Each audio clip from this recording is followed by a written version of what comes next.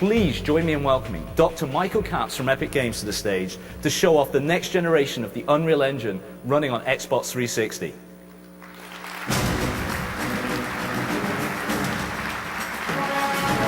Michael, great to have you. Thanks, Chris. And I'm going to leave the audience in your capable hands. I'll do what I can. I appreciate it, sir. Totally have to buy a Zoom now. Okay, I'm Mike Capps. I'm the president of Epic Games. I hope there's a few Xbox fans in the audience today. Not one, all right. But you may remember a game we made for the Xbox called Gears of War that we did with Microsoft. We've had really good success. Thanks. I'm kind of proud of it. So we've had really good success with Gears and also Unreal Tournament. But as Chris mentioned, that's not all we do. We make the Unreal Engine, which has won the Game Developer Magazine's Frontline Award the last 3 years running. So it's been about a year and a half since we made Gears of War and launched it, holiday '06. A lot of people still consider Gears to be sort of the high watermark for technology and video game graphics. But we've been pretty busy since that 18 months ago when we launched the game. We've added a lot of awesome new features to the Unreal Engine, and we've really optimized it for the Xbox 360. So I want you all to do a little thought experiment and imagine what Gears of War might look like if we were to launch it today. And I'm going to bring Tim Sweeney out. He's our CEO, and he's going to give you a glimpse into that future, tell you about the Unreal Engine. Thanks, Mike. So now we're going to show you some of the things we've been working on since we shipped the original Gears of War game. We never stop working on new features in the Unreal Engine. It's always a work in progress. We're always adding more. So one of the major new things we've added is ambient occlusion technology. This technology enables us to add much more realistic dynamic shadows to scenes using a pixel shader technique. So a pixel shader traverses every single pixel in the scene and looks at how light reflects around and uses that to generate much more realistic shadow highlights on the objects in the scene. So you see much more definition in individual objects and they pop out from the backgrounds. This technique works for characters as well. We've done significant work on the character pipeline.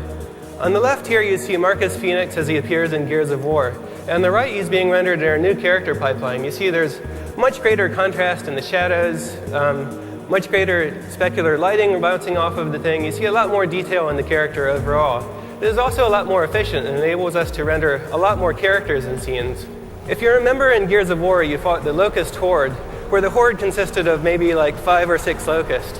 But now we can really build scenes containing hordes of creatures.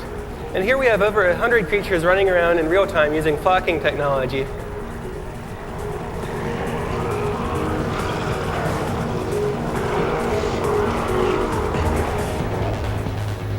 We've also improved the water technology on Unreal Engine 3.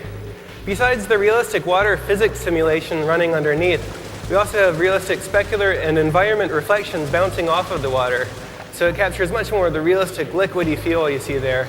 We also have more dynamic interaction with the water, so more realistic sound effects, more realistic splashes using particle systems. And this scales to very large environments. So you can build your game taking place on a deserted island, or you can build that jet skiing game you've always wanted to build using Unreal Engine 3. The engine now scales to much larger scenes like that. Now, Matinee is the system we use to build all of the Gears of War cinematics, the real-time cinematics that play back in engine. We've substantially improved this to give artists movie director class control over all of the objects in the scene, over cameras, over cuts. And we have a real-time preview now in engine that gives you all the visual effects of the real cinematic at a level that's not even seen in Hollywood now in their preview tools.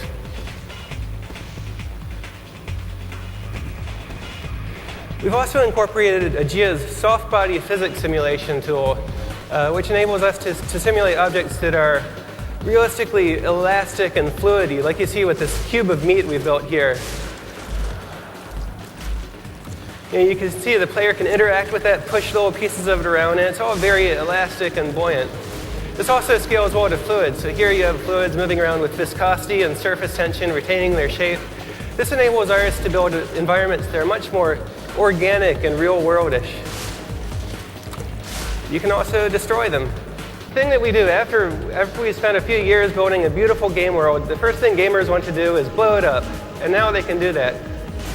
So we've implemented some real-time structural analysis tools in Unreal Engine 3 that can determine how objects break apart into pieces given stresses and strains. And here we have applied that so that we have a building built out of concrete with a steel structure underneath. And you can see the player can go around and blow holes in the concrete, destroy the structure of the level, while the steel remains underneath. This is just one of the tools that enables designers to create far more realistic and destructible environments in future games. And these are just a few of the things we've been working on in Unreal Engine 3. We expect to have a lot more over the coming years as we learn to take more and more advantage of the Xbox 360's hardware power. Thank you.